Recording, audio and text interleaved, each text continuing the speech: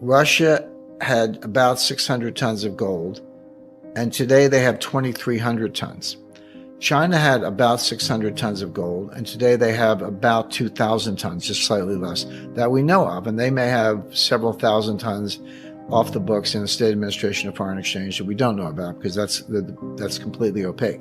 So Russia and China did exactly what we warned the Pentagon about in 2009, exactly, which is increase their gold reserves by a factor of 4 or more.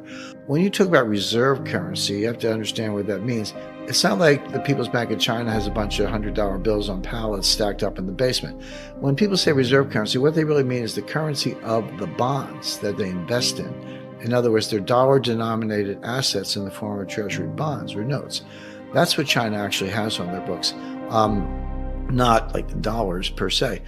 What I was hypothesizing then, and I would come back to this, is you can create a brand new currency that does have all that stuff. And in my example, they used a Swiss bank, UK law, put the gold in a third-party depository. If you wanted some of the new currency, you could deposit your own gold and get some of the currency or trade with them or run a surplus. So it was a replacement system, but you would need the gold to instill confidence. But they don't have bond markets, and they're not going to have them soon. So the yuan and the ruble aren't going to replace anything.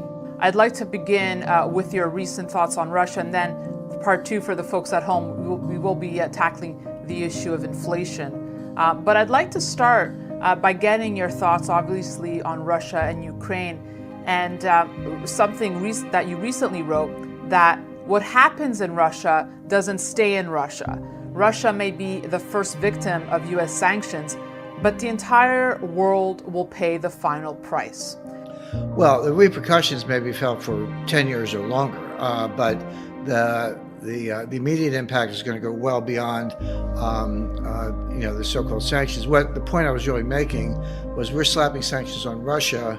Russia is hitting back with some retaliatory actions, and it's pretty easy to look at the direct impact of that, but there's second order and third order effects that will pop up all over the world and could very quickly get out of control. Think of it as the economic equivalent of a nuclear war. Nobody wants a nuclear war. But the one thing they all said in common, the one thing they all shared was, don't go there. And what they meant was that nobody wakes up and says, oh, gee, I think I'll start a nuclear war today. What a good idea. That never happens.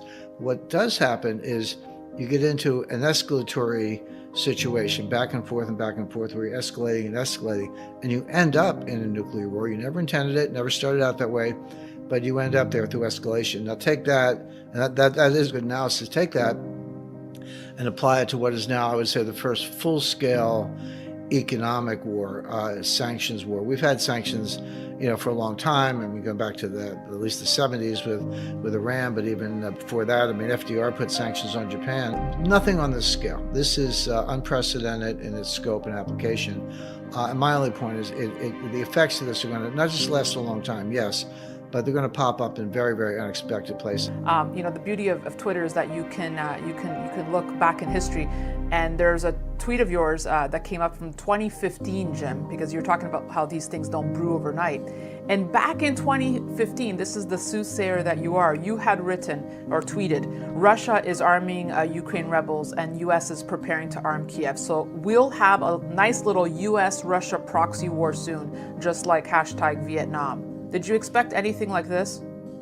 I did. Let me make the point. There was never a war that was easier to prevent. There's never been a war that's easier to prevent, and there's never been a war that's easier to end.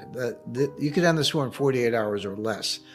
Having said that, I did expect that through a series of policy blunders and escalation, in this case, military escalation and political escalation. And then later in the book, around on page 250 or so, I have a whole section on Ukraine, Russia, and natural gas.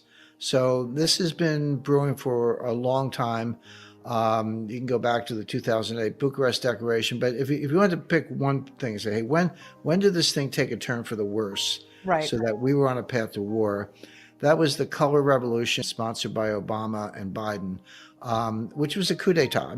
The president of Ukraine at the time, he was pro-Russian, and Obama set out to depose him, and they did. And they put in Poroshenko, who was a U.S. puppet, And at the same time, like 2 months after the color revolution, 1 month before Poroshenko, Putin took Crimea. He said, okay, that's how you want to play. Fine. You move away from neutrality, move towards NATO. I'll take Crimea, your move. And then there was nothing. Putin didn't take one square inch during the Trump administration, because Trump is highly unpredictable, but put Biden back in, who was part of the original Obama-Biden team. And so not only was Trump not in Putin's pocket, he was the only one who stood up to Putin in such a way that Putin didn't take one square inch of territory. He took Crimea under Obama. Now he's taking kind of half the country under Biden. Didn't take anything under Trump. So that completely debunks that. But just to take it one step further, who is in the pocket of the Ukrainians, at least? And the answer is Joe Biden, because of Hunter Biden, who made millions of dollars from Burisma, their large natural gas company. Ukraine is ranked in the low 90s of the most corrupt countries in the world. In other words, it's at the bottom on a corruption list, with the most honest countries being on top. Ukraine is very close to the bottom. It's the most corrupt country in Europe, one of the most corrupt countries in the world. Zelensky is just another oligarch, just another phony. Now, you can take sides, but to me, Putin's a dictator, Zelensky's a dictator. Pick your dictator. But this idea that he's some good guy Democrat is nonsense. I want to get back to your point when you said this war could be over in 48 hours. How would that play out for you? Well, it's a phone call, basically. I mean, Biden's kind of non-compos mentis, but somebody who can string a few sentences together needs to call Zelensky and say, here's what we're going to do. You're not going to join NATO. We'll get the NATO Secretary General, Jens Stoltenberg, to say that. You need to say it, and the U.S. will say it. So you're not going to join NATO. You're not going to join the EU. You can be independent in the sense of being autonomous, but you have to be neutral. When you've got two great powers, whether it's the U.S. and Russia, or the U.S. plus Europe and Russia confronting each other, the idea of buffer states, I mean, that's as old as, if not history, at least the history of buffer states is several centuries old at this point. It's a part of what every international strategist looks at. So Ukraine should be a buffer state. It should be neutral. That way Putin has no reason to invade, and we have no reason to try to push the borders of NATO to a point slightly east of Moscow, which Moscow hasn't been attacked from the east since Genghis Khan. Let's talk about the economic war once the kinetic war, as you say, is over. And, you say Russia's not a punching bag that takes hits without hitting back. You cite, for example, Russia will be teaming up with China to roll out the Chinese credit card system for Russian consumers. This comes after Visa and MasterCard ended all business with Russia. Their efforts won't end there. So let's start with that. How we might see this power play emerge between China and Russia, or this teaming up, this partnership. These sanctions will not work to stop the war or slow the war or change the outcome of the war. Now, they absolutely punish the Russian economy. Yep. They punish Russian individuals, consumers, Russian citizens. They're going to have fewer options, more expensive goods. Their economy is going to slow down. Unemployment will go up. The ruble is devalued. All those things are true. But they're also true in the United States. We're going to punish Americans far worse than the Russians. We're already seeing, I took a long trip yesterday. I filled up my car with gas at the end of the trip.